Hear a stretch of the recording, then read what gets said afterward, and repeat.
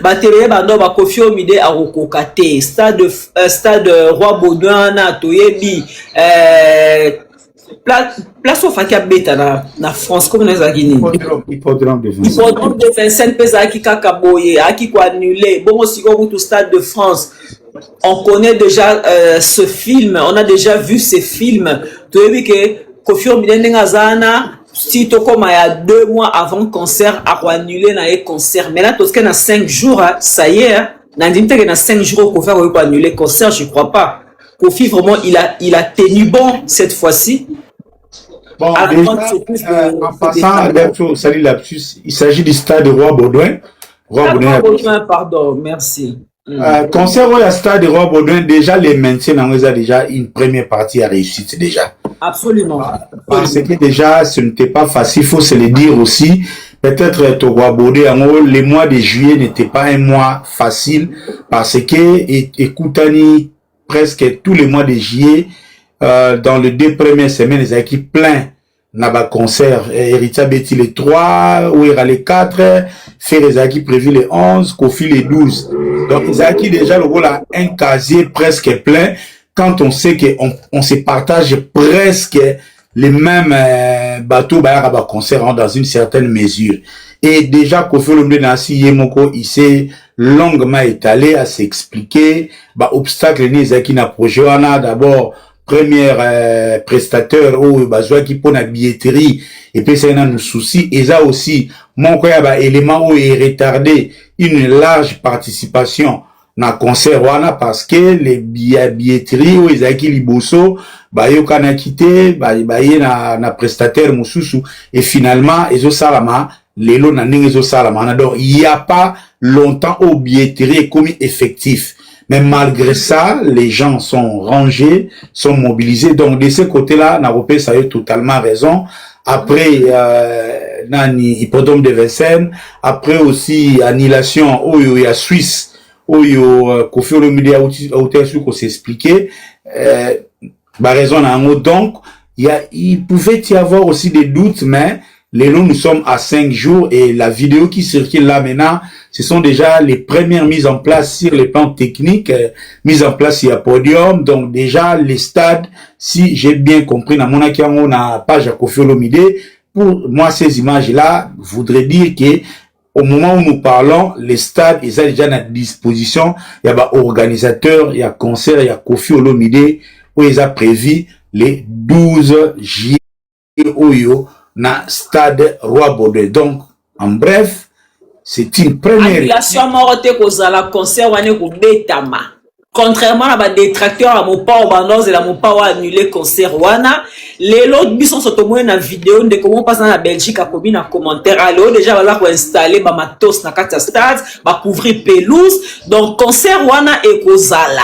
Donc, tant que tu sont à Bruxelles ou à la Bandeko, tant que se fait un Koffi Olomide 70 ans d'âge, ça se fait. Koffi Olomide a colina âge a commis dans le en fait, Azan a besoin de biso. Il a plus besoin de faire des guéguerres, il a plus besoin de rancune, il n'a plus besoin de polémique et tout et tout. Franchement, il a besoin de faire sa petite vie au calme. Et biso, Koffi Olomide a bercé biso depuis bon mois dans la biso tilelo. C'est la seule façon pour nous de le remercier. Topé saye karabolingo et puis to kendepe ko assister na fête soana. Il y a na stade Roi Baudouin en tout cas et au sala bien mingi. Toto pour motoro toya na analyse après concert à stade Zouana. Ya toya ko d'ailleurs kutunga lobby nazo prévoir par rapport à ba concert no sur juillet.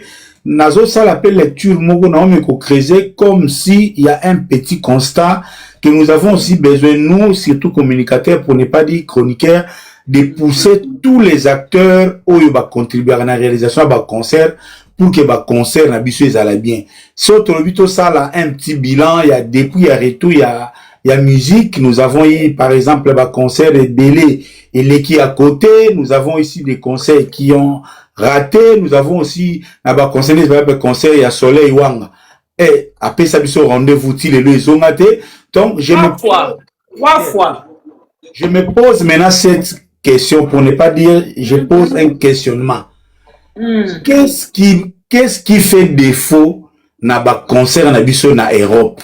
Donc je pense que c'est une question où il y a une réponse où il faut contribuer parce que chacun dans sa mesure a vraiment payé, tout ça a besoin vraiment de revoir bah projet parce que moi na le banini na norme inadmissible na un seul mois de juillet na première 2 semaines tous à la 4 concerts presque ya minene 4 concerts presque ya minene na ebité est-ce que eza ba producteur en bazo bwaka mbongo est-ce que eza nango kaka kochaka kalibaya pona ko apparaître. Pourtant, nous voudrions vraiment. Les gens croient que ça nous arrangerait. Vous voyez les lobes, par exemple, bien affilé à Salimpiaka ou encore Ibrator ou Blan à Salimpiaka. Non. Je pense que le Marlène n'a peut-être ceux qui peuvent devenir Zarandeni par là. N'aïe na monara. Ceux qui t'ont ici, par exemple, 4 concerts ratés ou bien 5 concerts ratés. Et ça, un grand manque à gagner pour la biso surtout, bah, chroniqueur. Parce que. S'il vous plaît. Tant concert raté, qu'est-ce que tu entends par concert raté? Ça veut dire quoi? Concert est bétamité, ton concert est salimpiaka. Qu'est-ce que tu entends par quand tu dis concert raté? C'est quoi quand on dit ce concert c'était raté, ce concert franchement a raté? Et l'accès d'après vous? Bon, à mon sens, un concert raté, et il y a 2 grands éléments, il y a concert, hein? Où ils ont ma cache, ils ont participation, il y a public, na prestation, il y a artiste. Ce sont les 2 grands éléments. Sauf au Panzi, déjà, les 2 éléments, on a côté participation, artiste, et où il y a répertoire, communication, spectacle, son, lumière. Mais, un concert raté, c'est un concert qui, dans les 2 principaux éléments, il y a concert, participation ou prestation artiste, et ça vraiment il y a un raté. Il y a un autre aussi aspect raté, et ça sur le plan concurrentiel. Maintenant to communauté on peut ça exemple moko banal. Concert héritier na wera ba beti na même participation na même nombre de personnes. Ce qui est bien affilé to bien une grande réussite. Ce qui est une grande réussite. Mais, na héritier, c'est difficile de tenir en compte une grande réussite en termes de participation par rapport, il y a engrenage artiste et par rapport aussi, il y a ambition artiste et par rapport aussi, il y a position aux artistes à hôtel, c'est biso alinga za nango, na lo batana hiérarchie, il y a musique na biso. Bon. C'est un peu ce que je voulais dire. D'accord. Alors, tonton promo, nous avons que ma concert est au beta na juillet à 3 concerts et l'andami mi balé c'est beta qui a mis ça te beta dimanche et na mi balé on est beta qui parce que toi sort ma soeur c'est belé hein fallait pour pas à doubler concert na Londres Torosolango faire égola qui nous promet tout un calendrier juste après sortie, juste après Coupe du Monde. Tu touché peu annulation. Il y a concert il y a Londres parce que la moniti le et ça la bagolo moté ma passe.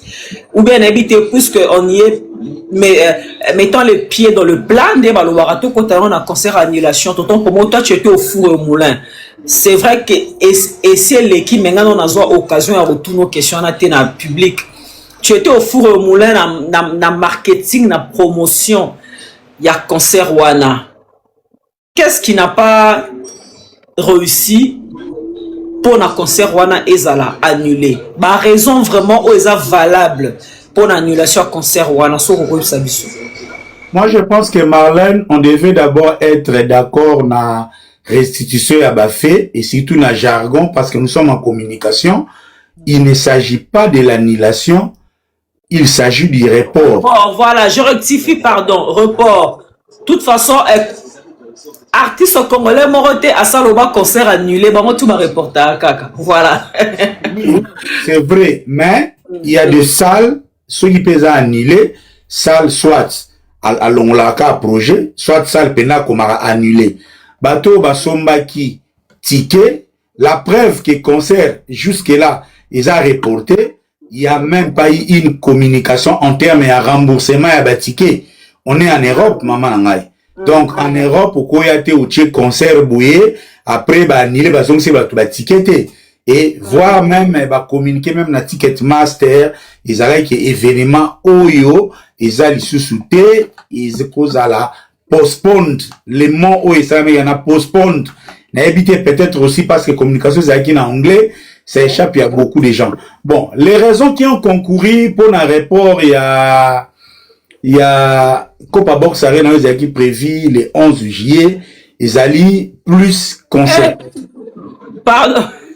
Bagolo na bosana ki eza reporté, eza annulé te. Bayelinga mobondo.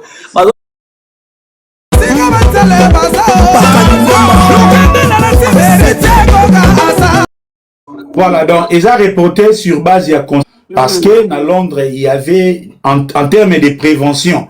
C'est ça aussi la grande confusion qu'on a moutou à Batou. Quand on cite Ebola, dans le report, il y a concert, il y a ferré, personne, ni la salle, ni les organisateurs, personne n'a dit que les concerts de Ferrego là est reporté parce qu'il y a l'Ebola ici en Angleterre. Non. Faut mettre une chose dans le contexte. En anglais, c'est très préventif. La preuve d'abord, vous en France, police a simba munduki. Ah, policier ou azara ça kota azara munduki te. Donc policier ou ya munduki ayak après. Na on peut c'est simplement banal. Mukolo ya match à Léopard, tozala qui est belé na West Green ou eza similaire na Château Rouge na biso. Oui. Police a wana de 23h jusqu'à minuit à ça la prévention. Akangina nunzela male bakomo kanga ba shop ko moteka masanga male bakomi ko interpeller ba leader après akomi ko boto la mutu masanga akomo tuna mutu soit okemela na ndaku soit otelema awa sans komela ti a évacuer. Donc la salle qui a un département il y a marketing au sein de Copa Box Arena en concertation avec les organisateurs avait mis sur la table plusieurs options, notamment à taille que concert et affaires égaux ils ont dépendre na ba musicien ba route Afrique et en Angleterre bazaki na niveau ya prévention déjà en ce qui concerne l'Ebola.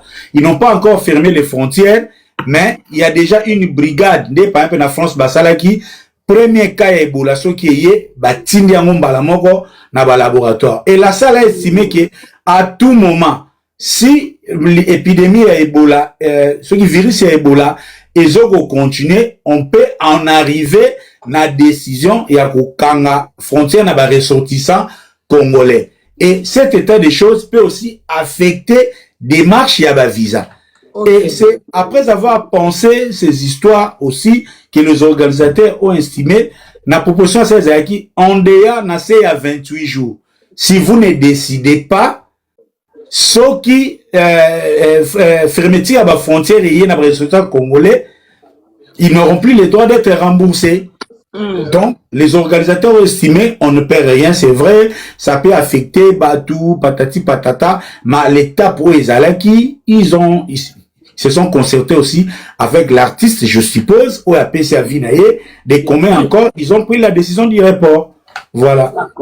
D'accord. Donc, d'ici là, peut-être tu auras une nouvelle date pour à Londres. Rien n'est encore perdu. Pour la fanatique à bonne musique, on va sommer. Ce qu'on va sommer déjà bien à Bango pour la Copa Box, va bien au succo. Et ça valable pour la prochain. Oh là là. Les billets qui ont été signalés live, vraiment, je sais pas pourquoi ils m'ont été à ma belle. Non, tonton pour moi. Les billets qui ont été achetés pour les 11 juillet à Copa Box Arena restent valables. Ils seront reconduits pour la prochaine date qui va être annoncé incessamment. Dans le moment où nous parlons, préparatif, pour parler nous ici et Sili, et Tchalikaka, salle, sur base, il y a configuration, beaucoup de... Les amis, tapotez, bazo signaler live, s'il vous plaît. Tout tapotez, monsieur Lengi, donc, émission na nous goûte bandi vraiment, te pendant nous, te continue à m'emboditer. Bon tapoter, sinon te monsieur au kata. Tapotons les amis, et bon comme un good life. Bon, tu la tonton promo ba cadeau, ba cadeau nanga eza bloqué, je sais pas pourquoi. Envoyez des cadeaux à tonton promo, bon comme un good life, bon tapoter s'il vous plaît, auto sécuriser émission na biso. Sinon te monsieur et katana, bon regretter. Merci tonton promo, vas-y. Donc, en bref, j'étais en train de dire, les billets achetés pour le 11 juillet seront reconduits pour la prochaine date qui sera annoncée incessamment. D'accord, donc bah rembourser bangote et ça c'est une très bonne nouvelle parce que tu es dit même concert moko ya Kofi Boye et Rataka baloba kezaki reporté mais pour rappeler dans son billet na concert wana mais bayaka ko rembourser biso ba billet na biso malende. Donc so moyen déjà que va rembourser ba billet bato ba somba quitté, c'est un très bon signe, ça prouve que concert vraiment ils a reporté et que bah c'est la nouvelle date et ça c'est très bien tonton promo mais Bagola vont vraiment bazana nzala ya concert, surtout Bagola ya poto bazana vraiment nzala ya concert, surtout pour na été en goyo bazo mona nde baninga bazo beta baninga bazo cha ba date mais est-ce que Ferregola est-ce que azo zela kak d'après yo wana selon réflexion na yo est-ce que Ferregola azo zela kak fo abana nous na Londres côté à reporter qui concert to akoba na nepe na pays mususu pour non se pensa ba fanatique na Bon, ce qui est juste Ferregola ne peut pas, ni l'artiste ni Bisso, personne ici ne peut limiter carrière à Ferregola dans le concert en Angleterre.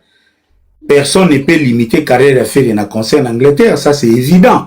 Mais ce qui est sûr, depuis un bon bout du temps, Ferregola ne sort pas de calendrier. Ferregola sort des dates progressivement. Aza artiste, aza na ba date, ou aza na ba proposition, ou aza na ba projet, ezali. Donc, ce qui est sûr aussi, depuis un bon bout de temps, on s'en tient à ce que l'artiste, ce qui projet na ye, est commis, prêt à être publié, nde ayaka publié yango, parce que lelo oyo, Ferregola aza parmi ba artistes les plus attendus. Merci Elva, merci beaucoup. Pardon pour Moloba. Merci Elva, merci beaucoup. Ferregola aza parmi les artistes les plus sollicités, parmi les artistes les plus attendus. Aza artiste et d'ailleurs Ferregola reste quand même en ce qui concerne les concerts. Rare artiste oyo lelo aza nanu na format ndenge jibazo souhaité. Format o ezali ki baye ba pesi caché, aye ba tie date à déplacer, aye à beti. Donc, ça dépendra, on va suivre après, yomo pena yokio, outigolobana après le mondial, Ferregola à robimisa un calendrier. Moi, ce qui est sûr, na koma kolinga kotika primaire na artiste. Parce que, netoza bouye, chaque jour, téléphone, il y a l'administration, il y a Ferregola laka. Bazora ba sollicitation, chaque jour, bazana besoin retourner à bisoter. Artiste mutayebi programme neza ndenge nini ambition neza ndenge nini alandaka ayebi nini ba fan na yeba lingi ba yokaka makambu. Donc moi je pense que ça peut venir et bandi concert ya Copa Box Arena ou encore un autre concert, je ne sais pas, ou peut-être un mini calendrier, je ne sais pas. Tout ce que je sais aujourd'hui, Ferregola azana studio comme artiste. Ba oeza intense ezali ba travaux ya code 16 oeza ba concert en premier lieu tozozela date ya Copa Box Arena lokwa to telemaki wana peut-être aussi l'artiste s'attendait aya na Copa Box Arena bongo a annoncé elo mususu mais lokwa lelo etokomi na report peut-être ndengo lobiana ekozala calendrier moko un mini calendrier ya 2-3 places ou encore yena nous moque après causer la moussous. Donc on va donc tomitika na équipe et artiste oyo bango moko baza le plus inspiré, les bango baza la maîtrise avec les manions, ils vont nous sortir. Mais ce qui est sûr, to yebi karake, il y a encore un cursus où ezali, ce qui est vrai faire avec déjà mingi na Paris et ça beta na Belgique une fois Kaliswa beta na Londres. Na contexte, il y a 3 grandes capitales où les deux ont accompagné par grand concert na biso, c'est vrai, faut se le dire, ça, Paris, Bruxelles et Londres, donc ça beta qui na Bruxelles, abeti na Paris, 2 fois, Skali Londres. Na contexte, on a aussi zappé des échelonnements. Il y a tout l'artiste à Zozonga, peut-être hier à Paris, à Zalaki Sika Moussous, Tolanda pe ba débat, ils en a bisika pe o, ba fanatique na bazo zelaya beta. Na Paris, Bruxelles P, Souka Kiwanate, malgré ING, l'air soupé, bazana néon, azonga, donc, sur base de tout cela, né, yango, artiste, bon, bah, comment est-ce qu'ils vont communiquer par rapport, il y a, bah, activité à miner, nous, et la fait rigola, na Europe. Mais, ce qui est sûr, il y a des histoires où on a l'impression, bisotoza, la musique, hein, oui. Moutako produit faire à société faire à Tony Marlène, à Tony Jazz Kavulu, à Kotu na tonton promo, toi na ba indiscrétion au PLM et bimaka. Mais jusque là, oui bimaka monenge koma surtout ba concert ya mineni. Netinga même Copa Box Arena, naza déjà na moi. Mais naza tenite na goloba moi ngwa. Primaire et kotikala na communication oyo et kozala orienté peut-être ce qui date sike bimi sal mutego chango artiste che yango ba organisateur pe ndenge makambo elekelaki ba ko sala conférence de presse pour mieux éclairer les gens pour na remettre bato en confiance donc ba makambo eza ebele ngabutu ba ona mekaka koloba oyo ezana mwa ba songi moi ba songi omono keboye muneti mukosu mona bato a Brazzaville obiso kameme musalo to sale ke ne musika bonga ludie ke na ti Brazza mukosuka toto promo est-ce que toko memo na pointe noire na pointe noire oti meka si faire kola arobeta kuna le 31 juillet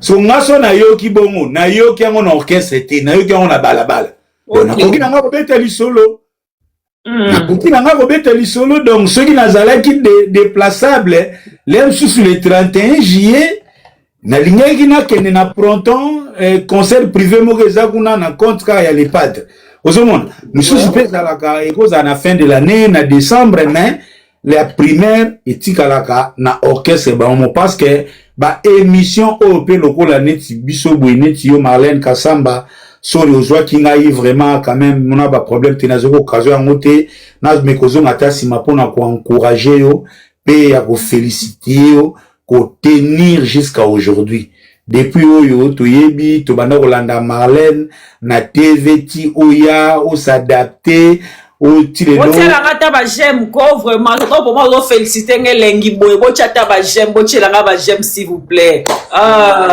merci tonton promo c'est pas un travail facile aux anozo lembate aux autres travailleurs moko parfois seul parfois en collaboration quand certaines collaborations ne tiennent pas en bon professionnel tu continues ton bon nombre de chemins donc ça répète que pardon la casse ça répète que à part ça naza maman ya bana donc fona fona s'occuper pe na bana fona lambela bana na repasser les bana bilamba na sado nyonso ana c'est pas facile na osala musala o mona to sala ro bato ba e barate yango mona ngabutu na lobara pona ba mama nyonso na souhaitela bango bazalaka na ba papa olangi ezali mobali oyo akoki ko accompagner likabo ya mama ebima. Absolument, ça c'est très important.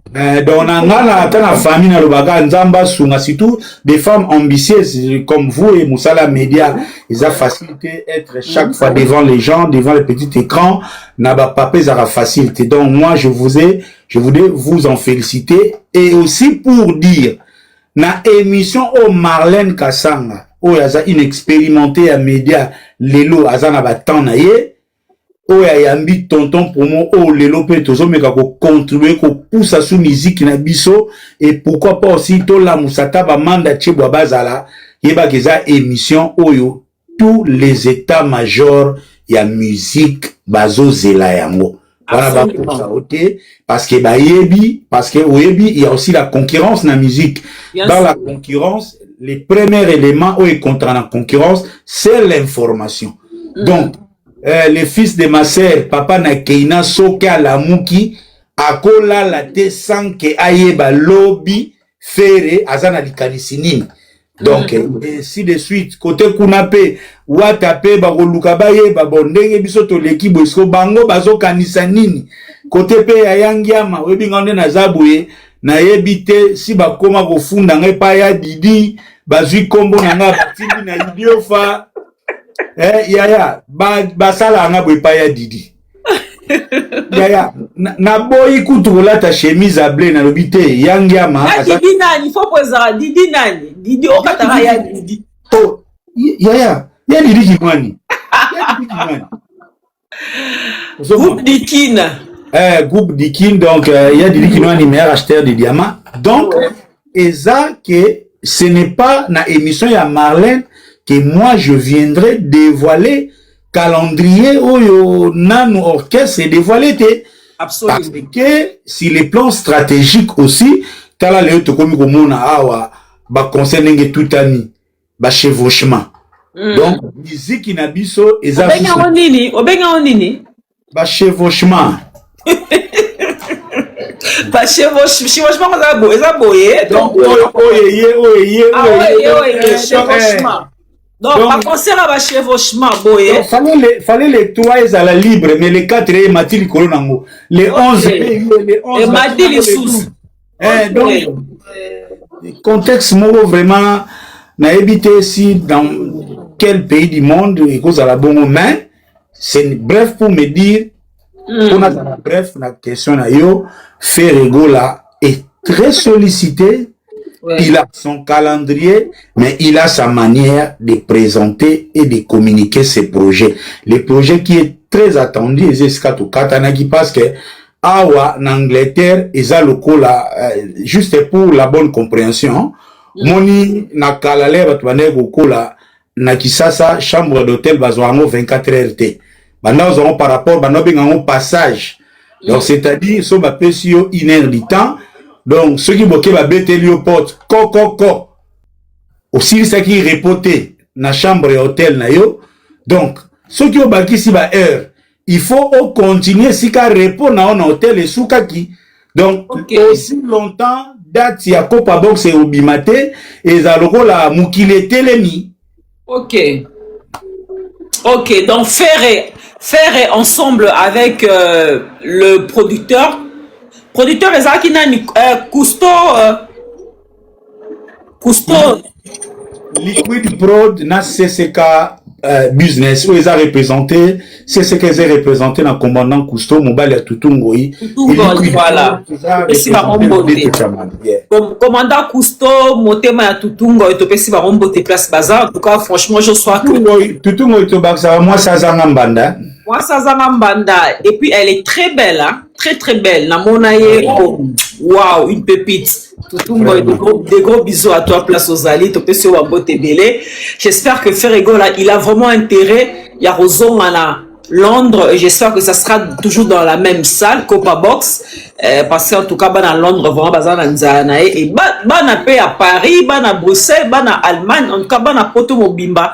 Bazar tout ça Ferrego, là. Ferrego, là, ça noki bimisela bagolo calendrier Ferregola bimisela bagolo concert à Londres yo ya non obligé okutu atolinga to na jazz ngaja so problème te toza ba français toza problème visa te tolinga to na jazz to somba déjà ba billet botel est déjà réservé et puis nané ba ko reporter concert wana et puis voilà to ya biso toza problème te toza absolument problème te na jazz. Marlène, ndeko na mobali aza yo ningo ke no fana na hôtel na famille ba osilika te. Oyebi ngai c'est mec qui a encore la caprice nanga parce que moi je suis trop capricieuse hein. Et maza na choite aya libala passe libala ya mwana. Bon, yep ça c'est mec qui abongama abaksa ba dra sika abaksa ba koueta sika toroya na ndako. Toyande tonton promo sengi c'est la famille et ça la bien mingi. Alors tonton promo, nalingi to kota un peu sikoyo na chevauchement.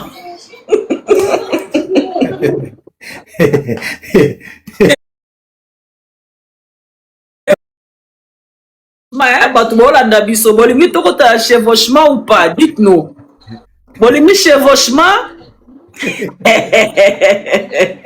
Malheureux wa matumboli Bolingi tokota la chevauchement.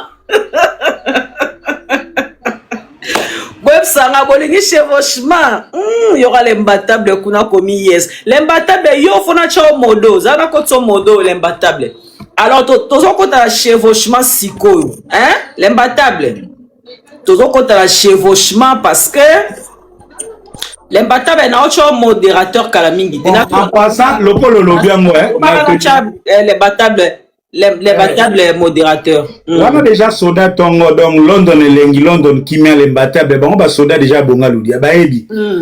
Ah, au moins il faut une salle moro pédagogique. Na fondli kutu laptop pour na tanga bisi. Na on la téléphone à moukier dans show obligé faut na pousse en pembe ni boye.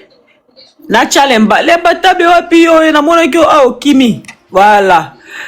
Na chalembattable modérateur.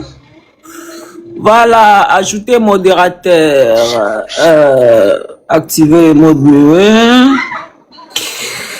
Voilà, téléphone à vous tellement moukié mingi mi souple. L'imbattable yem sanga sur au côté modérateur. L'imbattable dis-moi, yem sanga sur au côté modérateur. Marlène Kassanga. Tonton promote chevauchement siko elinge. Non, avec ta permission, pour l'instant, quand tu as fondé, na fondé pe na Google na go tanga définition ya chevauchement. Vas-y, ok, tanga définition chevauchement. Le chevauchement est l'action de deux éléments qui se superposent en partie ou empiètent l'un sur l'autre. Ce terme s'utilise dans de nombreux domaines, allant de la conduite automobile aux sciences de la Terre en passant par l'organisation temporelle. Donc, bozo wela. Pipi, donc, des éléments chez bozo s'empiéter, chevauchement, ya badat. Ba concert à chevauchement. Bon, ok, là, ba concert à chevauchement. Alors, tu as assisté à deux concerts déjà. On parlait à chevauchement. On pose à 3. Héritier Ouera Kofi. Bon, Kofi na betité. Tu as assisté à héritier na Ouera. Bon, c'est pas tout banda. Na héritier Watanabe qui avait pris la salle Zénith de Paris, qui est une grande salle, une salle mythique. En tout cas, héritier vraiment qui a osé qu'on soit saluana. Félicitations à elle. Je rappelle encore que Zénith de Paris, ils ont salle moko, ils ont la capacité à 6900 places. Donc à peu près 7000 places. Et ngai na sola qui na organisateur, il y a Zénith Wana. Question na tuna, question liboso na tuna qui en tant que journaliste na robinae. Zénith était qui combien de billets pour un concert héritier. Tozaki na Jazz Kavulu na Ans Luzo le jour amour. Nanoko Patrick, ton autre na mutazeli toi.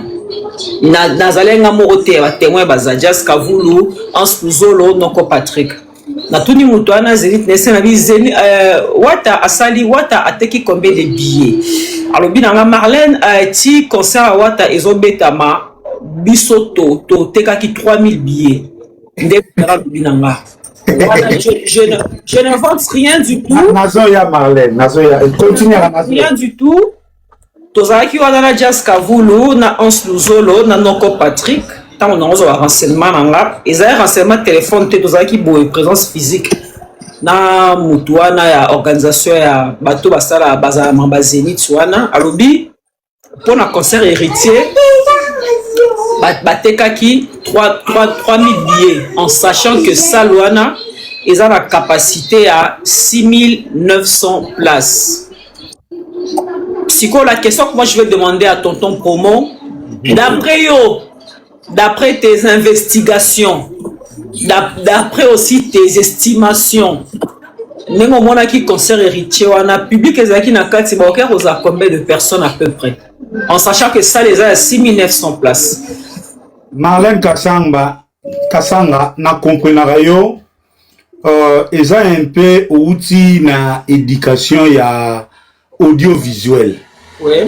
C'est-à-dire que ceux qui n'a supposé na audiovisuel, lorsque un artiste a y na télévision, aye a pesi responsable pesi produit a fouti mbongo na ye, vous aviez souvent le devoir de vendre cet artiste parce que c'est comme un client où il y a sali promotion. Raison même pour laquelle tout le monde a par exemple Fali Poupa a tonicité mais RFI lobby a sali 20 000 na Cor Arena. Vous avez un peu ba norme ya télévision, parfois aussi patron à télévision, aza na relation ou bien na partenariat na artiste, ça arrive. Mais limbi sanga ya biso a netinga o kana kombo IGF de la presse. Donc inspecteur. Donc awa lelo ezagambala moko yozo loba bake ba vérifier. Siko lelo toza na système ya vérité. Surtout na ba artiste oyo bazo beta musique artiste héritier. Je ne combats pas l'artiste dans son art. Mais ngai héritier na telemelaka ye na mensonge, surtout mensonge oyo solibande bazo memela ye. Mensonge, c'est mensonge. Un d'abord de lui faire croire que yé lelo à cause de la concurrent direct qui a fait. Mensonge wana na linga kolongola yango. Parce que c'était ça l'enjeu de ces concerts. C'était on avant tout un chiffre. L'enjeu à concert des Alanines. Il y a une certaine presse.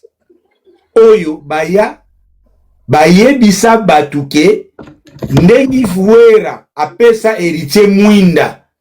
Donc héritier mutu agomema musique ya Congo et puis ça bano mema musique ya Congo.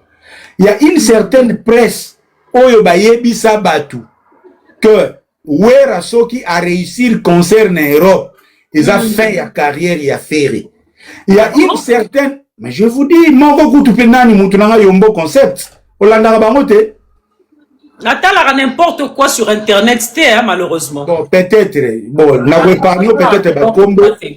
Bateau balandara ba yebi, il y a même bateau batu du net, il y a vos concerts, ba Laura, ba analyse des alliés, les retours du roi, c'est fini pour faire, scène musicale, c'est héritier rentré, Gogan, et tout ça.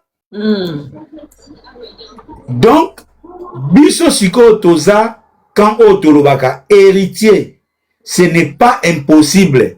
Au coquille même que les canards fali au azobanga lelo. Mais il faut encore travailler. Et ça doit être un travail progressif. Moi, je ne peux jamais dire que Erita Kokoleka, mission à Congo, asa Congolais, asa mwana nzambe, asa na talent, soka travailler. À coquille qui met, il y a des échelons. Il y a des paliers à gravir. Donc, le col à Nazalaki aux aguets. Et c'est un processus à long terme. Ça, il faut bien le signaler. Pourquoi? Surtout à un artiste qui ne fait que des réchites. Pour hériter Ningadana Salaba réchite. S'il fait un pas en avant, il fera 4 pas en arrière. À ça, arrière, na stade de martyr. Toye le col à mercenaire. Tobuni, Wata, Zala na communication soft. Au cours de Calais, guerre, même Moutou Oyo Bangaka. Fali, les rabana, nous respect. Respect. Erne a kokisi 2-3 makamboye qui n'a qui fianfita lelo. Au kokina nous ko déclencher guerre te, erna nous yo kokisi makambute, et surtout, l'air héritier Watanabe a salaki l'échec. Il y a Noël en 2023 ou ce qui 22. Donc, ngai déjà nazalaki ozage. Nayebi ke batu oyo, l'air bayaki déjà na chevauchement ya badat. Nayebi ke l'artiste qui était visé c'était Ferré. Parce que pour eux c'était facile, les trois ils peuvent s'échanger des gens. Schengen les a la libre circulation, Londres les a pays isolés, c'est faire et Moutarouza un problème. Donc pour eux c'était les vendredis, les fils Atalia Saliata 3000 wana bandé pour rêver et les samedis papa asali o akosala et en fin de colère to la muka et on va maintenant faire les lauriers sur les reports de ferré pour dire tu ebisabino nini et c'est nini mwana oya yokaka tous les blabla yangwana bomona kinga en ma qualité de chef de la presse connaissant mes brebis na yebaki baroya na mensonge pona ya na chiffre non maman na ngai mais puisque na critique intellectuelle ya pamba maman na ngai salle ya Zénith de Paris va jusqu'à 6000 et quelques quand c'est complet. Et soukara ba 5500 pour ba 400 na ba longola ba biloka mike bon ça dépend. Ça là to na ba 6000. Les concerts aujourd'hui généralement on commence na configuration minimale. Absolument. Et tout le monde a qui vidéo au bon moment la vidéo que j'ai tout de suite contredit. Cette vidéo, il y a Balance, il y a Héritier Watanabe, et là qui s'agit que Sal et Zali, il y a Kokata, il y a Bebel. Oh, mais bah, rideau et mon anaki, ça c'est comme de tout le monde qui va tchaki rideau et bandeli, voilà. Rideau. Et ça, au bon bâtiment, je crois qu'à tel moment, héritier, ceux qui autant de micro, au tunnel, rideau, je ne crois pas qu'on wangana. Comme rideau et mon ani, même Robin au Mundibu, Azaki na salle, à qui on a photo, m'aura publié, place Robin au Mundibu à télé, na kangi photo, et moi, ni penda rideau et kangi salle mobimba, na photo à Robin au Mundibu. Et ça, on publie kamute, il y a critiqué, toi, y'a wangana te, salle, bah, chaki ba rideau, bah, kataki salle, ça c'est. Sikoyo,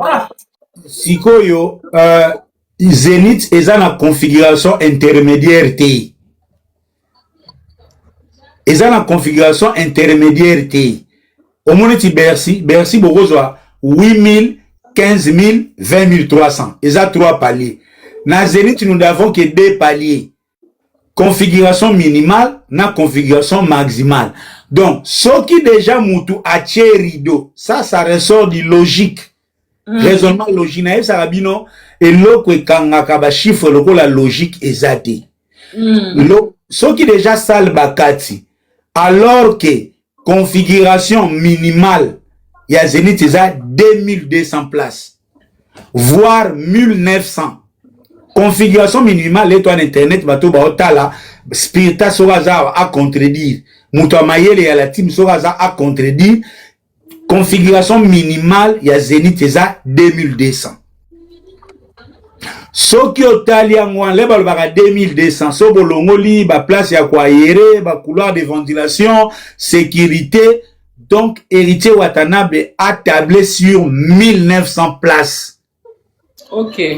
Donc c'est absolument impossible que Héritier ateka 3000 tickets, c'est impossible. So qui asala ki 3000 tickets elingez à la sold out na configuration minimale ndenge Solidarité Congo basalaka sold out na 13 000 places na Accor Arena parce que nous avons plusieurs choix ya monanga nazo ka moi-même batu a le ba Copa Box Arena na niveau Copa Box ezalaki esike telemelaki on pouvait même venir jouer surtout le bito tia rideau lokola batu tout conseil de Gonzala waouh 1800 Zomon. Donc, c'est impossible. Donc, bref, tout le bagage, producteur, il y a 3000, et ça, la communication, au moni, pour beaucoup aussi. Pour n'abattre belé, quand on parle de l'échec d'un concert, ça affecte aussi les scores de l'artiste. Peut-être dans le contexte, et on peut vous dire, on a biso ba oyo, on dit que tu as bimananga na débat, parce que, quand vous producteur à Kosaki na enga quoi bakoma na 3000 billets vendus te bakoma na ngondengeni boza na configuration minimale boche rideau configuration minimale eza 2200 boteka 3000 tickets ndengeni. OK, donc on a yo déjà ba rideau na ekabola ki Zénith na 2 parties pendant donc na katikati en fait ba rideau na ekabola Zénith na katikati yo kasko eloke ça salama kiwana gradé OYC, au moni Zénith, ils ont le droit à tous, on est le droit à moi perpendiculaire, hein? Ils ont le droit à ronde, hein? Bazuna Mikolo, il faut avoir un concert, comme il y a un système, yaba nabenga ngo ba podium roulant, podium yaba piné. C'est-à-dire soko tali podium ya Zaïko na podium ya héritier, écart ya fosse entre fosse na gradin ya Zaïko eza moulayi, ya Wata eza mukuse. Donc ba gagner déjà place, ba poussi déjà podium. L'air bo poussi podium, bo kangi sous gradin ya likolo, o ezaki likolo mutu ya Robinho, o ebimisaki lidusu. Donc bo ménager déjà, bo sale ko la salle divisée par 3. Ok. Donc, bah divisa qui saluana par 3 et héritier a une partie, c'est-à-dire 2 tiers il y a salle et bon maman qui n'a pas rideau. Héritier a qui kara. Configuration il y a 2000. Donc, on a configuration il y a 1900. On a jamais la configuration pour les cas 2000. Si on sur le lobby que Azwaki configuration à 1900, déjà tout le monde qui a configuration na o Azwaki ma quitte sa vie des ala qui est belé. Donc tout le qui à côté ici même pas 1000 à en croire ce que tu es en train de dire, on sous-entend que à ton dit ça qui même pas 1900 personnes ou il y a configuration Azwaki. Marlène, héritier Aza artiste ya mboka na biso, toi ba communicateur, ceux qui ont qui na ba chiffre on va encore l'enfoncer. On a encore besoin de lui. D'accord. On a pour ça qu'on peut sa chiffre était, mais dès nazolo ba mutu na mutu à conclure. Si déjà dans une salle il y a 6000, et ça divisé par 3. Au basu podium il y a ba piné ba poussi liboso. Allez vous-même faire des projections et des statistiques. Ce n'est pas un culturel comme moi, n'a repé sa chiffre parce que ça peut être catastrophique. Ou les chiffres. Je te le concède. To soukara na ba chiffre parce que minya roloba ezali sur concert wana. Na concert wana, nous avons remarqué ba warrior o baza ba fanatique ya Papa na Keina. Ba warrior on dirait ma décevoir héritier. Peut-être ce héritier pendant compter dans ma warrior, moi je sais pas. Mais en tout cas, ceux qui ba warrior ba qui concert wana, to linga to mona ba kit rouge wana vite. Comment la ba kit rouge wana vite, on sous-entend que ba warrior est belé ba sabota qui na bango mot d'ordre ya fali.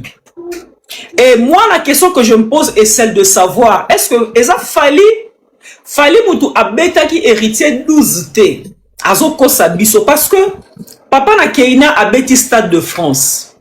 Tant Papa na Keina abeti Stade de France, déjà il était en parfaite relation avec héritier, ils étaient déjà en train de s'amouracher entre frères, frères ya Kitambo Bandal. Papa na Keina abeti Stade de France, abengisa Kibindanko na Stade de France, abatse bango na podium. En aucun cas, on a vu Papa na Keina à ça la publicité à Zénith et héritier.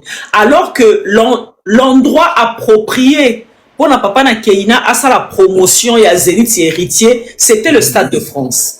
Na Stade de France, Papa na Keina a zappé héritier, a bêtier Kara, on dira yebiété. Azongi Kinshasa a keko beta na Stade Vélodrome. Na Stade Vélodrome wana azupe ba kibindanko comme bazaba na Kitambo Stade Vélodrome ezara na Kitambo. Azuba kibindanko abengisa bango na concert à Kitambo na Stade Vélodrome amatisi bango na podium. Amatisi bango na podium alobi oyo bazaba vieux à héritier.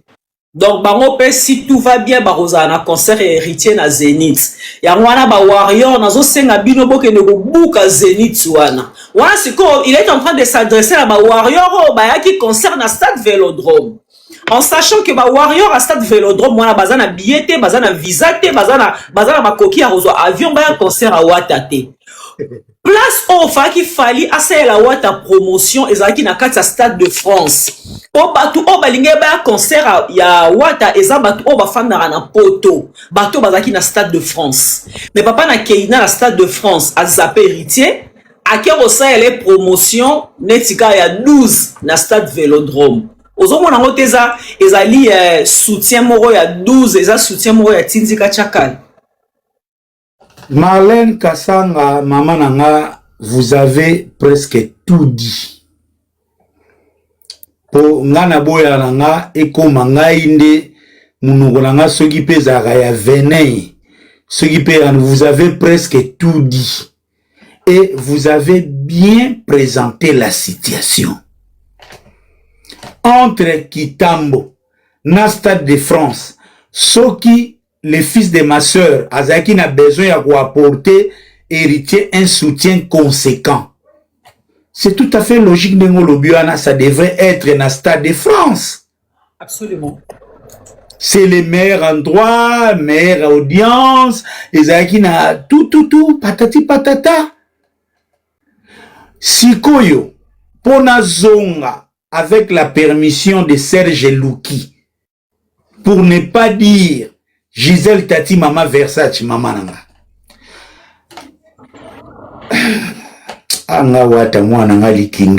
Et puis Stade de France, c'était aussi l'endroit où Fali Alingaki à vendre héritier, pas bateau, bah dit héritier. Parce que ça, il faut qu'on se le dise. Marlène. Héritier, asa populaire, n'est si Fali te a na poto.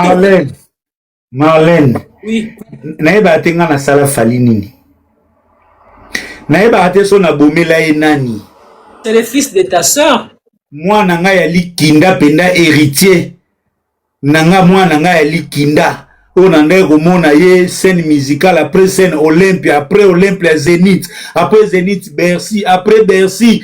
Moi nanga ya likinda Fali ya yibinga ye kaka boye. Maman nanga. Marlène. Bon, l'aime sous ba héritier ba comprendre makambo te bo kata ngo tin langwata ata ya pongo pontia ya ko comprendre. Bon, na bo ko ta mama bitu na makambo yo. Na posa na zo dossier na me mango na famille ya ba héritier. Ya. Fali oyo avanda na Junior Botuku plus de 10 ans. Abeti na stade 78 chansons na 2 jours. Junior Botuku a joué vocalité. 78 chansons. Premier jour, 38 chansons. Deuxième jour, ce qui 37. Donc, 76 chansons. Bapopori a beti na stade. Junior Botuku a joué vocalité. Mutu Oyo a contribué à po bakeina, ba malika, famille na ebokwama. Donc, tout le travailleur, il a tout intérêt à t'avoir ce pelle. À jouer vocalité. Bongo yo héritier. Yo muto bundana fergani pona mwasi. Mususu balza ba yuma ngana longwa sans album. Batu mususu avant ba longwa ba kosa kananu kosa l'album pa ba patron na bango ba bimi ba kose liki politesse baza ba yuma. Donc ici oloba ki oza yanki. Fali oya bandeko kima wata na boîte Jordan Kusa. Fali ozaki wata landi ake batama. Wata fali azobenga Jordan Kusa ya kokotela ye. Po wata zotake Fali. Oh, fala bano banga wata robeta na boîte sera ba wenge quartier latin. Tuna Jordan Kusa alors benga Jordan tanda ya kalmele wata. Alors Gogan pe moto na tem. Est-ce que Fali wana akon sepela na réussite ya héritier? Hein? Maman nangai. Et là, on va te en principe, Fali n'a rien à donner à aucun musicien congolais parce que lui-même en soi, Azana Lokolo Kilo. Les amis, tapotons s'il vous plaît. Tapotons. Fali n'a rien à donner. Oyebi nga batusu nga mna délivré bango hein. Oyebi na liste d'attente ya ba featuring. Oyebi zalaka nani? Nani? Robinho, azaka na liste d'attente ya ba featuring. Manda Chante, azaka na liste d'attente. Kabose, azaka na liste d'attente. JDT, azaka na liste d'attente ya featuring. Wazeko apakota na liste d'attente. Bino boko ndima Marlène entre nous nako yemba nako bina esika ni Fali eza point fort ya Fali. Wana batu ba la démission ba répondre biso.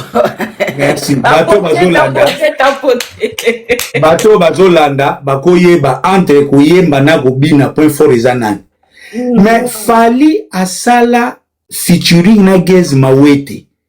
Titre nango c'est raté. Grand danseur et kondakile. Chorégraphe, yema waloba na bitada yemo kazaka chorégraphe. Mais Gez Mawete azobina c'est raté ya telenga zotala ka Gez. Aobina te. Anan ning saka mutu. Aning saka mutu. Bina gara mutu. Grand danseur alors que il avait l'occasion azana Gez abina epesa makambu pour clipone kende Gez pazwa makambu. Asala yango te. Mutu a sucé Robinho succès. Fally amemi Robinho oya Chana Nubuye. Nalingi kombo ngo banano a sucé Robinho succès. Oh, a sucé succès. Ndenge ngungi a susaka makila ya mutu. Oh, Robinho oya misu na misu. Robinho oya Chana Nubuye. Chana Nubuye. Ah, lelo. Okomotanga, lelo. Robinho oya, mapeka, bolete. Nazoye bisayi. Robinho. Donc, Fally azuye, a commissie pire petit, abandi kolakaye featuring. Allez, à côté studio plus azwa partenaire bagenda osala ona mokobe. Fally. Robinho alobaki que nena okaki à chaque fois sera au de la Fally Nzembo fafala lobaka oza kitoko te luka mususu. Donc Robinho a composa a somba banzembo a luka banzemba modèle nyonso sera tindeli ka Fally a composer Fally bayemba Fally ka ote luka mususu Robinho a souffert. Donc Fally ayebi kolekisa batu et puis nayebi te soki église ya sambela pasteur na bango on dirait église na bango balobaka eza interdit ya ko aider mutu akende liboso. Donc c'est héritier oyo lelo qui s'est fait volontairement porte-parole et petit frère ya Fally akosutukana RL qui Fally alekisi heure. Quand on le bien na Stade de France. Vous savez pourquoi Fally na Stade de France akoya kobenga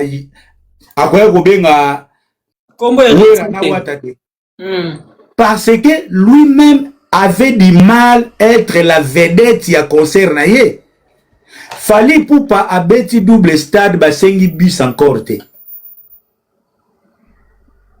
Soyez bien. Basengi encore te. Yaya playback na playback toke to l'équipe pour les 5 Yusundura kocha l'équipe 5 keke playback tozo ke to le don DJ sikoyo na stade wana soki wera ya kikaka so yes na ya to yoya pe aolinga ngote e Fally akolinga na stade wana héritier ya pour soki na stade wana ezala so babetka tourbillon. Stade Koufi. Donc, Fally akolinga ni jamais héritier aïba et la vedette. Et puis, Fally aloba ki yango, mukolo Sankara bakoswa na kobeta li solo. Ba expliquer ki Sankara bunda ki po wera amata na podium. Ba wera ba ya. Mais, Fally pena yebse boye bisa de kuntako, ba bosana.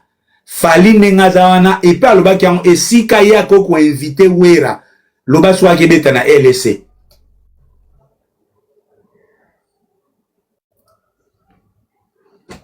Je suis son oncle na koko sele makambute, c'est les mots sortis de sa bouche, j'ai intercepté ces conversations. Éternité, amène-moi le chargeur, il est où là? Mon téléphone va bientôt se décharger. Éternité, viens là. Donc, aloba na stade de France, boyebisa Sankara, wera na stade de France bobo sana esika ye akobengisa wera bazela mukola obeta na LC. Donc esika nyonso eza grand projecteur Fally akobengisa mwana moko ya wingete yango siko bomoniki je reviens siko na likambo ya JDT. Fally aza na projet na JDT te ya kosala featuring. Fally abangaka wenge Botala ka mukolo ba annoncaka wenge na Stade de France. Tala agitation que na ko sala émission na Popol Mopasula. Chargeur il aura problème mais matsanga likolo. Loba na tonton Pombo. Donc na ndenga zawana Fali ezalaka ka pesa elengi herba monike na dynastie lokola bandeko milité Bill Clinton salongaki na dynastie bazalaki na posa pe Jude a participé te na dynastie yango bakende na ndenga movema neti ke batala ba proposer featuring bayebi ke ba musicien congolais ebele balotaka featuring yaya eloko nini Fali apporter lelo na héritier Watanabe ye moko nano aza na difficulté ya ko recevoir. Ese batu bayeba ke Fali aza likolo kilo.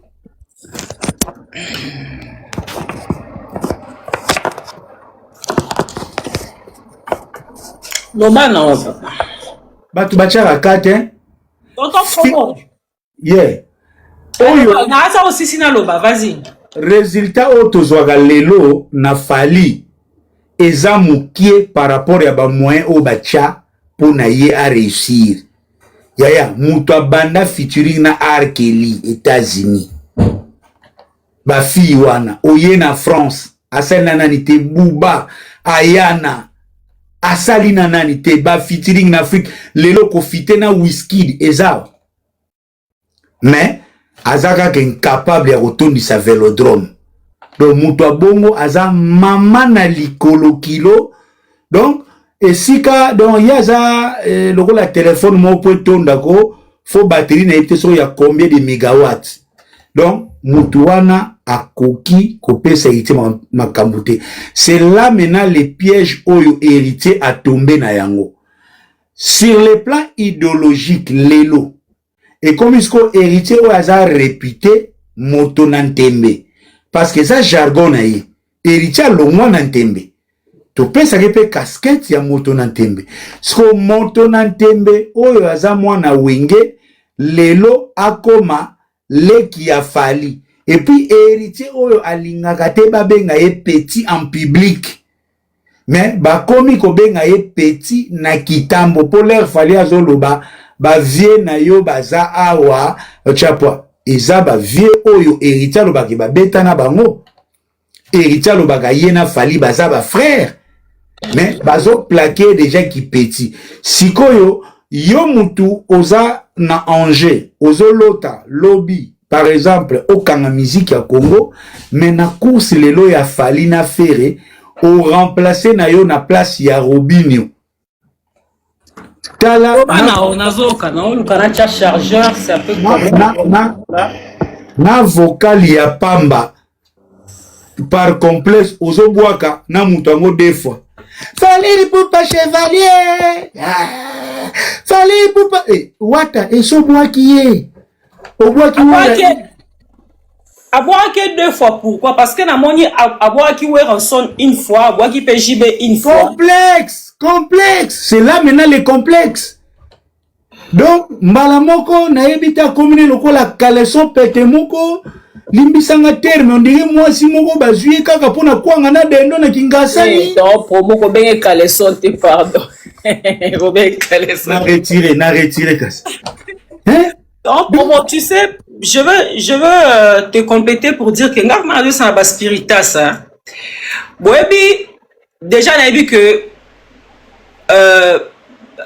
message fort au ba warrior ba pesi bino na concert à Zénith faut pas comprendre que coalition ezala ngote oso coalition ezala ki Fali Ferré Zénith wana elinga tonda na ba warrior ba Zénith te to moni kutu na ba bureau ya papa na Keina musuba za na Kinshasa babanda ko sala publicité à concert à Zénith Troya Zénith et comme 2 jours avant Zénith bako tia ba publicité na bako tia ba post na ba Facebook na bango oh non kaniki les makasi na poto moyen to ya concert à Zénith ezate ozobanga kaniki yum to fana na Kinshasa côté to botama na moi to ko na moi à 45 degrés ozobanga kaniki la poto Et bon, si ko bato ba kende concert héritier wana o ba kote na kati ya Zénith wana ba mona kaniki lango te. Déjà c'est un faux débat et c'est un faux fouillon.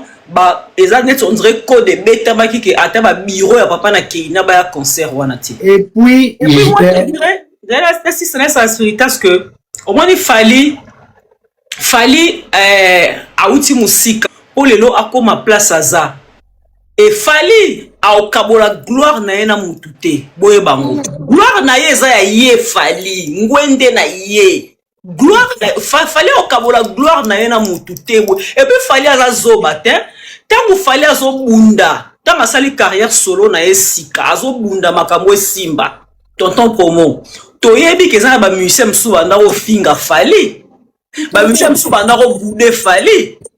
voilà. Musicien msu penda otune likaba fallait habita la ngana porte parole na été zela jour ba porte parole ne bon otune o tune question fallait ngai une émission na nga e otanga akomba fallait te. Fallait ayebi émission na fallait atala ngo. Atala be mission na bokanti lelo fallait olinga akabula gloire na ye na ba musicien oyo ba finga ye à l'époque tango so bunda po a construire carrière na ye a olinga te. Et là maintenant oyonga nazalaka d'accord te na héritier parce que musique ils ont ba paramètres belé. Il y a un aspect aussi idéologique. Quelle est votre position en musique? Yo idéologie nous a na neutralité, aux na camp, bien aux artistes qui s'assument soi-même. Or, lelo, c'est bien bon, nandenga concurrence. Héritier ce qu'on a mutuna zo kansake, azo niokola fere ou bien on niokola ba Gaulois. Les Gaulois n'en ont que dalle. Qu'est-ce que les Gaulois ont à gagner ou à perdre na héritier ou à commis porter-parole? Il a fallu pour. Et puis plus grave, tozalaka awa bazobeta e kara ye moko bando ko créer. Oh tozalaka na featuring moko na fali créaka lisolo. Fali sachant que ye héritier a lotaka featuring. Alandi ka na commentaire. Yo so mona commentaire ba kebe featuring lisolo featuring ba kebe ta na commentaire. Pas nous allons nous enfermer et produire ce qui nini. Nyoko la clan wenge. Lelo abatuni wata. Lelo penda fali akomo konza clan wenge. Fali lelo awa Keina tete. Lelo bangi singa. N'arrivez na ebatuni et quand est-ce que vous allez vous enfermer na fali pour ça la featuring wata komo tuna. Abobini. Ye mutu ayebi c'est lui l'initiateur wana bo kenebo tuna e. Or si Fally Ipupa était sérieux, les premiers jours, il y a un moment où il professionnalisme mususu. Nalinga oga on teza ba pata kunana nel aye ako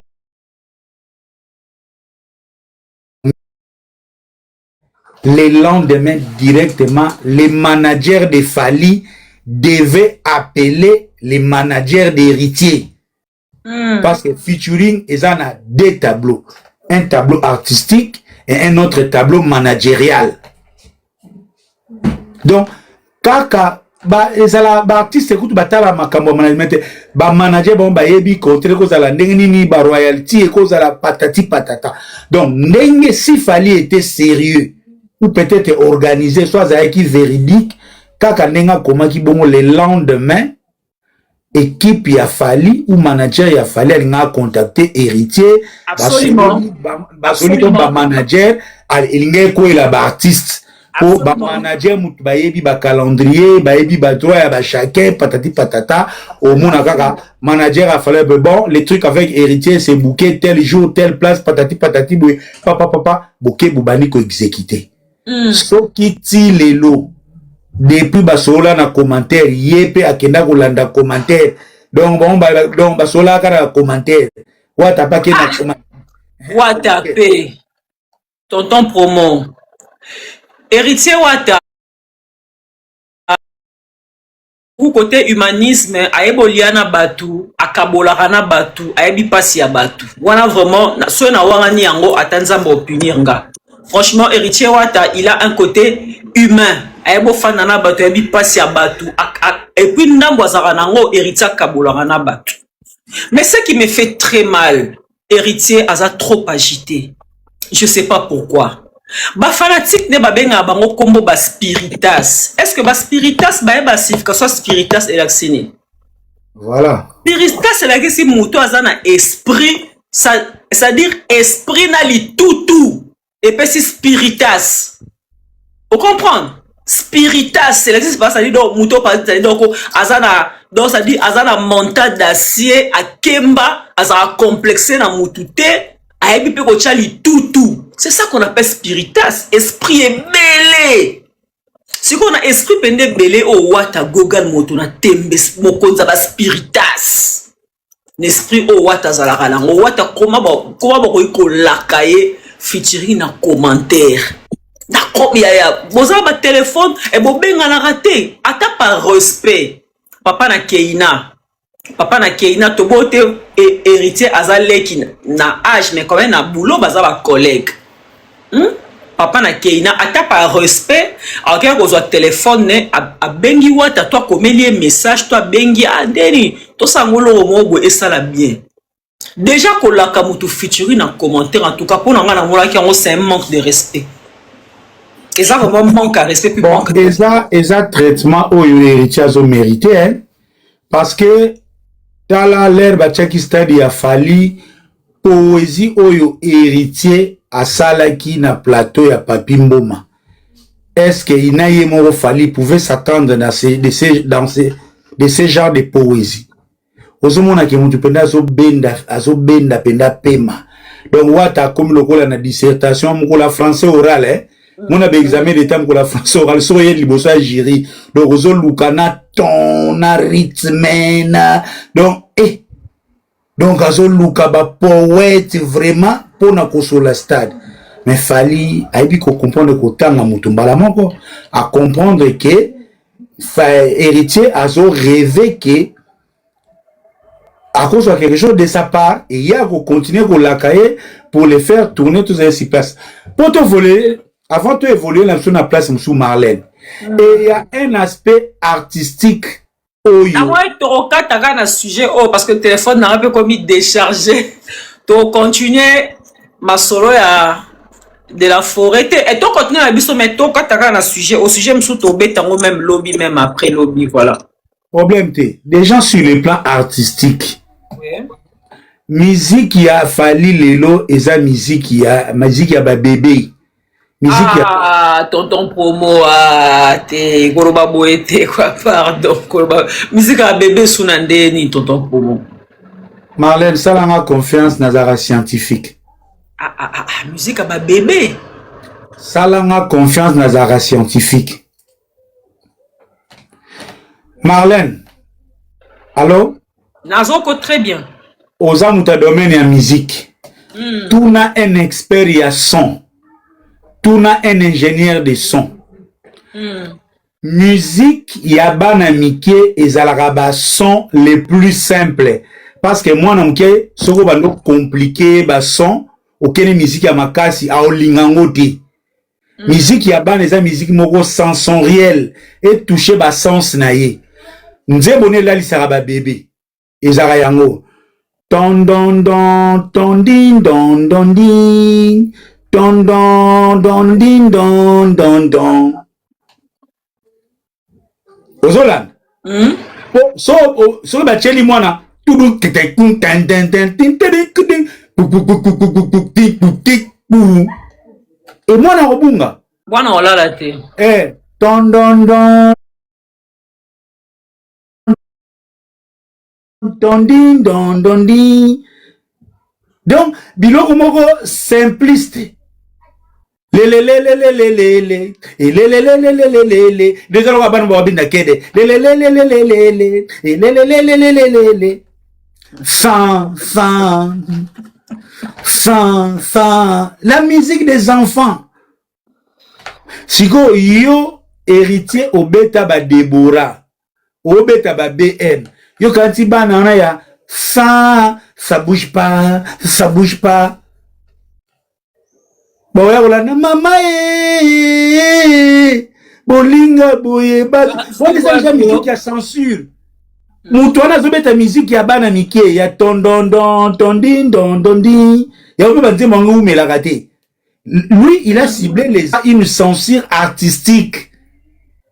Mais bato wenge o ya koyemba neti fait razana musique o eza ya censure. O kanzembo ya osebande donc faut za mukolo pour comprendre ngo. So za mwana ko comprendre ngo te. Sikoyo mutu azobeta musique ya tondondon tondin dondondi yo héritier ozo kanisa que bana wana bawe oya ba mona ngo c'est dégueulasse. Baoyate. Et puis ni yo monengo lobi azopesa mot d'ordre na kitambo. Ate zalaki live. Combien de wesh o bazaki intéressé na concert ya kitambo. À part ka ba ouais pour déjà ou ba wesh tout ça ba débat ah wesh ya kwa ngana tabana pondu ba okendete ba déjà wata rateti. So wesh wa azablé concert ya kitambo otala ngote. Yango wana nga sa ba spiritas. Fallait au kaboloka gloire na yena héritier te. Ne rêvez même pas. Ne rêvez pas. Fallait souffrir à tongi carrière na eti le place à komi bonzer linga kabola gloire. Donc vraiment fallait linga ki a kabola gloire nene héritier. Fallait ki as la héritier publicité na katia stade de France. Fallait appeler sa mot d'ordre na katia stade de France. Après non tout bon que des concerts à Zénith le 3 juillet chez héritier Watanabe. Et linga peut vendre image à héritier parce que fallait azala public moko munene par rapport héritier aebani makasi na potote na ba communauté ba pays mususu par rapport à Fali. Et linga pose une occasion pour Fali pour na ko vendre image à héritier. Mais asala ki ngote pourquoi? Potika Fali fanane asala nzela na ye asala carrière na ye ninga zo sala héritier pesa makam na ndenge na yo.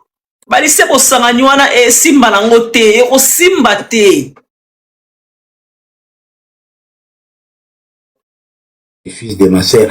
Bref, donc, et logo, où il est les trois pour te se faire comprendre, Ezake, d'abord, c'était un projet mal conçu.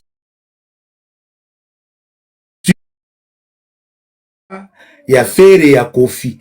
Et de deux, l'artiste n'a pas eu une communication adaptée.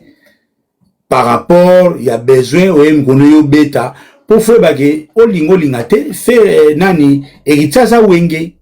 Bien sûr. Donc, bien sûr. Il y a wenge, aza na possibilité, attendre, puisque par curiosité, attaque au landata chéri, à koki pe koya. Parce que ça arrive aussi pour, clivage, on l'aime fait à peine internet. Aux monde, dans une certaine mesure, mais, communication mabé, et puis sur les plans idéologiques, un artiste est rose à la outsider. Ou à rose à la cheval de Troie, ou à compliquer ba calcul, à se ranger gratuitement sans que Azwana nous gagne des causes. Yangwana, entre autres, Ezosala qui est Tilelo, héritier, Azosala, lorsqu'il avance d'un pas, il recule encore de 4 pas. De 4 pas, c'est ça. Parce que, Nengazasko Lelo Bwende, concert et l'équipe, au contraint, au se rattraper. Pour se rattraper, parce qu'aujourd'hui, il y a déjà un doute autour de héritier. Parce que Hermonde, les algouans en football, so bobeti bien, ba transfert na yo mati. Na musique pe so raté. Donc na minutes oyo, so mtaza producteur. Et ako yebisa wata na pe so caché après. Bon, yécoute pe ninga bete la ba concert na to éviter lui-même connaît ses secrets, ninga bete la bango, mais c'est ça que nous voulons netinga en ce qui me concerne. Voilà. Biso za musique qui biso to na ko sa variété. Netina ya boy nazo ka na nga mo pe nzembo ya Mishka. Ngapina nazo ka nzembo ya Mishka. Na ayembi lokola Blaise Boula Hermon lokola Marie Paul. Ngana ozelande nzembo ya chef d'orchestre ya Wata comme nani. C'est un bon chanteur. Je respire. Je respire. Je respire, c'est un bon chanteur. Naozela nzembo ya Cédric Mbungu. Naozela nzembo ya Arnacle. En tout cas, 3 missions na Wata na confiance na bango. Au niveau naozela banzembo na parce qu'on a dit que baza ba vrai chanteur ba ko palo là donc je respire. tozozela yo leo ozoloba baba voix chanteur olingo minimiser mishka. Bon ngai nasepela nde na koyemba ya Jerry Spire ya Cédric Mbongo na Arnaud bachanteur nanga préféré na groupe héritier watana bebango ya misato wana kende koyoka nzembo Altres ekomi na ba naozela nzembo ya Jerry Spire chef na biso ya la team wata naozela nzembo ya Cédric Mbongo naozela nzembo ya Arnacle yo tinanga na koyoka banzembo mosusu non et puis naozela mpe banzembo ye moko goga papa kende koyoka koyemba okondima te wana nazozela nzembo ya Jerry Spire Arnacle na Cédric Mbongo Tchalilale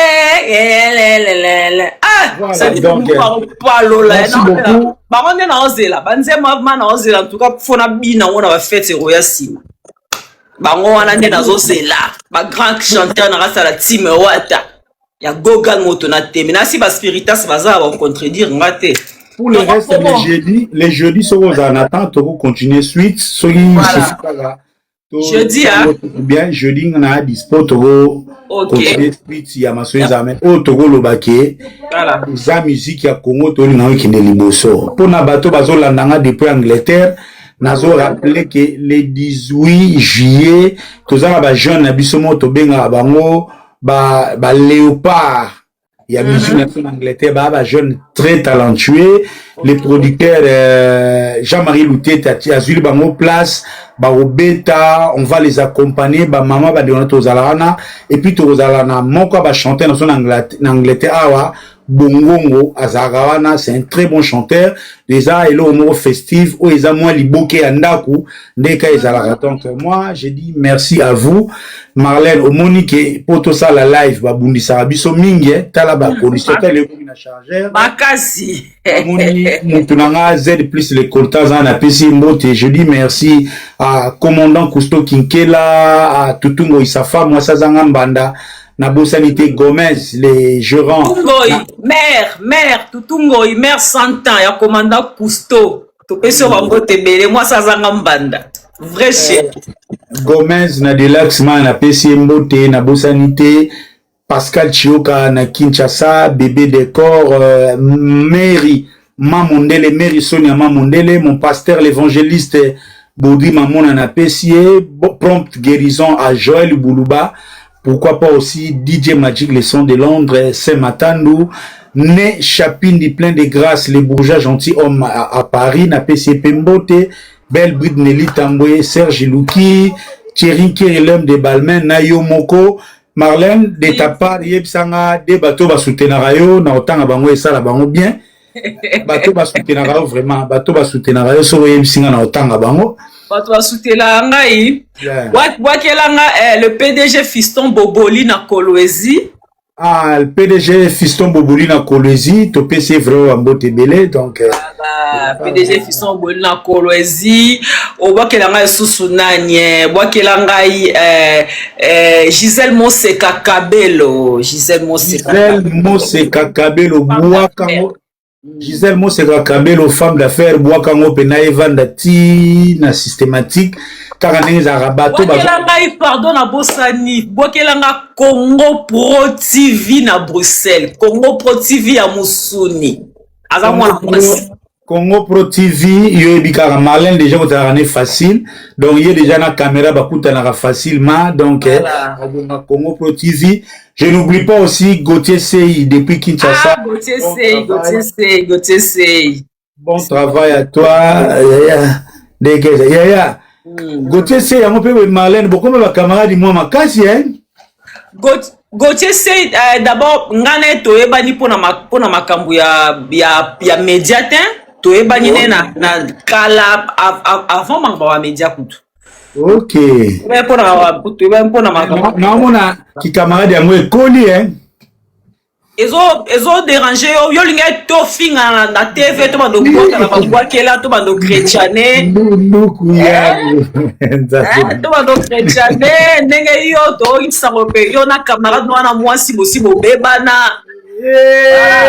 sécurité benazaka to pesi bango mbote na pesa na Congo Pro TV na pesi mbote sikaza bref batutu bazokolanda biso ndeke ezalaka donc makambo ndenge vraiment tonton promo en tout cas merci beaucoup à tonton promo jeudi toza lisusu na 20h hein? Donc Gisèle Tati Maman Versace yebisa bijou Tati yebisa Didier Leblanc yebisa ba play tout na acné. On est ensemble, mes condoléances à la famille Petit, Rita Petit, topesi ba courage pour na perte ya ndeko na biso oyo to sala masolo kalate Jojo Mouya Renate bon heureux mariage ba nouveau couple. Osali Jazz Kavulu na Junior Louere. Jazz Kavulu mutunangai bi Jazz Kavulu par rapport Junior Louere tous les amis ba tutu ndenge zalaka toute la presse na opeto bosani. Non, merci de votre présence, Maître Blaise Bekwa, voilà. VIP international, le boss Marcus Ilunga, Serge Louki. Merci. Serge Louki, je te salue, Serge Louki. Merci beaucoup. En tout cas, tonton promo, le plaisir était pour moi. Il y a qu'à partager nao, tant nao, si précieux, quand même, t'as la surprendre oyebaki même pas na surprendre pas na live alilo merci beaucoup. Les combattants na pesi mbote azokoma kuna kaizala. Merci beaucoup. Alors Benazaka Congo Pro ya Musuni Congo Pro a Seigneur merci hein, tonton promo a abimi déjà. En tout cas merci beaucoup Congo Pro ya Musuni. Je te salue ma soeur Congo Pro ya Musuni donc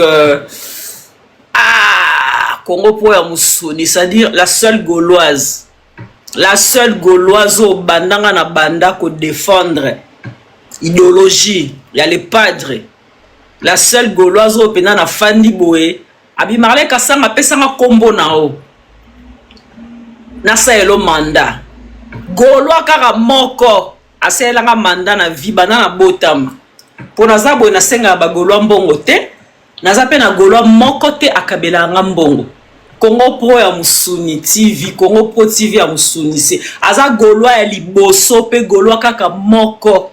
Oh na senga pete na fanda bo ya benga par surprise. Marle kasanga pe sanga identité na yo na selo manda. Ake aselinga pe manda, ngaku na katia ko za ngo ba 100 euros ba 200 euros. Ngaku na okipa ngo te na bika moi 100 moi 200 euros ya vite fait. Obi que t'as attendu une photo ya papier à code ou na tali. Obi que ça va tenir la photo à papier à code. Total à liboso mi ce qui a non pas sa montant. Obi que na tali montant boé.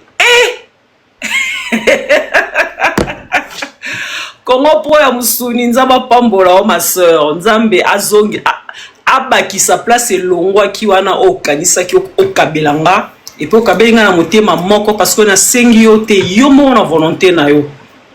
Na kanse na oza moi 100 moi 200 mais na tali montant boy na gangi na bi na bengi no moi na bi Éternel viens s'il te plaît viens voir dis-moi c'est combien là peut-être je vois pas bien dis-moi c'est combien donc gaulois ya liboso ya vie asali Marlin Kasanga mandat bi Marlin Kasanga na selo mandat parce que au côté la papa Hervé trop tant azo subir ba injustice je vraiment au côté la cause mérité zo mandat. En tout cas, merci beaucoup Congo Pro ya Musuni. En tout cas, merci beaucoup na bagolo nyonso. Ils ont raté beaucoup sanga mbongo na senga répéter mais juste me féliciter, me remercier. Ça va droit au cœur. Chroniqueuse Nabino o asama finga. Ça bon to sala analyse to fingi te mais to critiquer, peut te féliciter, peut te encourager. S'il faut critiquer, on a critiqué. C'est ça l'analyse au fait. Dans l'analyse, on critique, on encourage, on félicite. Voilà, analyse des arabongo. Biso te ma finga te to sali ma. Kutu na moni mutuma comme un commentaire abi tonton promo lelo aza calme po aza na plateau Marlin Kasanga.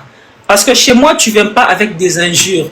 Tonton promo tan azara yemo kuna tan mi limonner la muka bo bininga ya mabe. Mais tellement Kazana, merci pour les cadeaux, merci beaucoup, merci pour les cadeaux. Merci beaucoup. Mais tellement ayebi que azana plateau de connaître Marlin Kasanga o alingara na ma fingate alingara to ça ba critique moko constructif, ba critique moko intelligent, ba critique moko OP et ko aider ba artiste musicien parce que dans la salle avec émission ba musicien ba talanga. Donc au moins dans la salle émission o ba musicien tout au bel émission ba otala. Bon, Tokutani jeudi, hein? Merci beaucoup. Kolobaloba trombanga pasi. Merci beaucoup na bino nyonso. Na ba félicitations na bino, na ba critique na bino, na ba encouragement na bino. Merci beaucoup. Merci beaucoup ata olinga na onga te mais oyaka na page nanga otala live nanga ozo accélérer pe nombre public na Seigneur pe merci. Tokutani prochainement, peut-être lobby dimanche toza na Bruxelles na concert à Koffi Olomide. Na rola tapena chemise et longa Koffi na benga déjà Sandra Kazadi apesa ma chemise et longa Koffi faut honorer Koffi Olomide 60 ans d'âge, c'est pas donné à n'importe qui. En tout cas oh nyon soza na occasion ton attend tokende ko soutenir le grand mopa au Koffi Olomide na concert na Roi Baudouin ozala Koffi Phil ozala Cindy Love ozala Gaulois ozala warrior ba warrior ba uta kunate ba uta quartier la terre wana pépé na buba yake pépé c'est votre pépé, allez-y le soutenir, ça vous coûte rien du tout hein. Ozala villageois ya Fabregas maestro pe na oki kalamingité azobwa ba date il paraît et puis non tonton promo il paraît Fabregas azobwa date à Zénith il paraît, je ne confirme pas, je le dis au conditionnel ba villageois Ndegato Kilikolo, il paraît Fabregas azobwa Zénith kalamingité awa azocha date na éviter sera linga corriger soka lingi bon frère en tout cas na éviter bobobi déjà musique na septembre na polémique bon et puis bobi contre Fabregas na héritier Watanabe le torchon brûle, rien ne va ba yo va la rater bazana concurrence bazana adversité makasi donc Fabregas pe azocha date kalamingité Nenetoyo qui est Koki Kozala Zénith de Paris. Le pasteur Moïse Mbie le 21 novembre Bissonio Sona Paris Grand Arena avec le pasteur Moïse Mbie la réserve de l'Éternel. Moi Marlène Kassanga je serai là. Pasteur Moïse Mbie na aussi les promotions concert wana parce que j'ai été contacté par l'équipe du pasteur pour lancer la promotion. Biso tozala so ba bengi biso ngai ko so bengi ngate. Nazara pressa on dit ma présente té. Nazara na pressé té. Quand tu m'appelles, Marlène, j'ai besoin de toi pour faire la promotion de mon concert. Naye to signé contrat au Pessinga caché dans la seule promotion. Neti pasteur Moïse Mbie. To signé contrat en bonne et due forme. Non, c'est les promotions concert naye le 21. Koffi Olomide le grand mopao. To signé rapé contrat. Nazwagi pe caché nanga. On a les promotions ya. Roi Baudouin le 12 na Bruxelles.